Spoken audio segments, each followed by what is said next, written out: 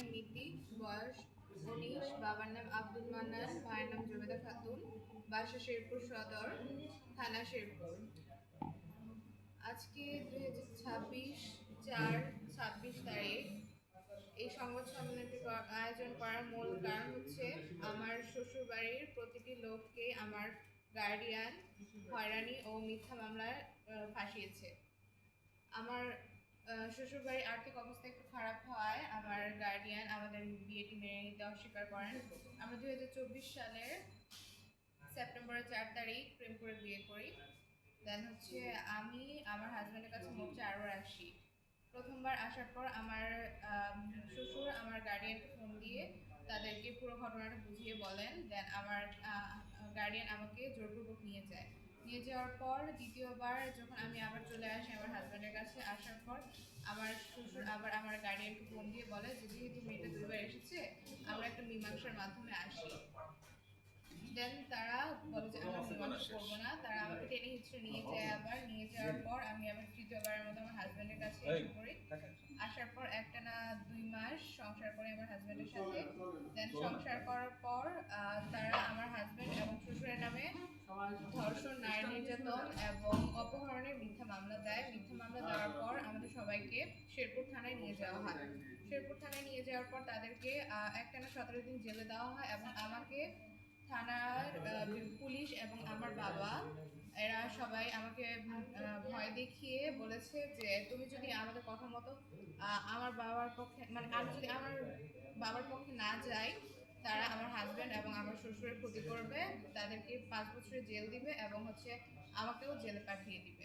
তারা আমাকে বিভিন্নভাবে ভয় দেখায়। ভয় দেখানোর পর আমি আমার বাবার পক্ষে, মানে বাবার জিম্বায় যাওয়ার পর তারা আমাকে দীর্ঘ 9 মাস নির্যাতন করেন। নির্যাতন করার পর আমি নির্যাতন সহ্য না করতে পেরে আবার চলে আসি।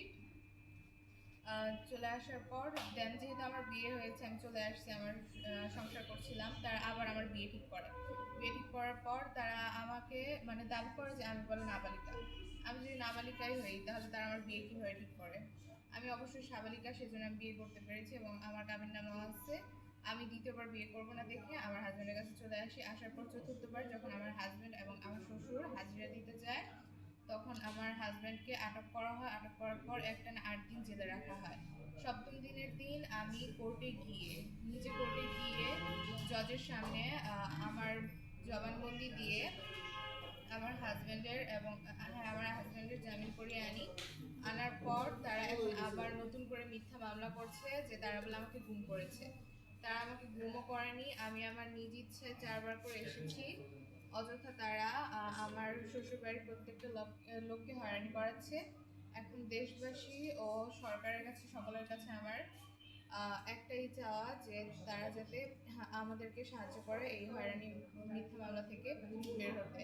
আপনার নামটা বলেন একবার। জি, আমার নাম মার্জিয়া মান্নান মিতি। আবাসে যারা আছেন, আমার শ্বশুর বদিউজ্জামান বদি, আমার হাজব্যান্ড হযরত আলী, আমার কাকা শ্বশুর মোহাম্মদ রহমত আলী। আপনাকে কারা নির্যাতন করে? আমার বাবা মা, মানে আমার গার্ডিয়ানরা সবাই, আমার বাবার পক্ষে যারা আছে, বাবা মা মামা। ও আচ্ছা। আপনার বিরুদ্ধে মামলাটা কে দিয়েছে? মামলাটা আমার বাবা করেছে। আপনার জন্মদাতা পিতা? জি। কেন দিয়েছে? আমার স্বামীর বাড়ির আর্থিক অবস্থা একটু খারাপ হয়। আপনি কি আপনার বাবার বা পরিবারের মতের বিরুদ্ধে কিন্তু তাকে বিয়ে জি করেছেন? জি, আমরা প্রেম করে বিয়ে করেছি। এটা ওনারা মেনে নিতে পারছেন না পারিবারিক? না, না। ও ঠিক আছে, অনেক ধন্যবাদ।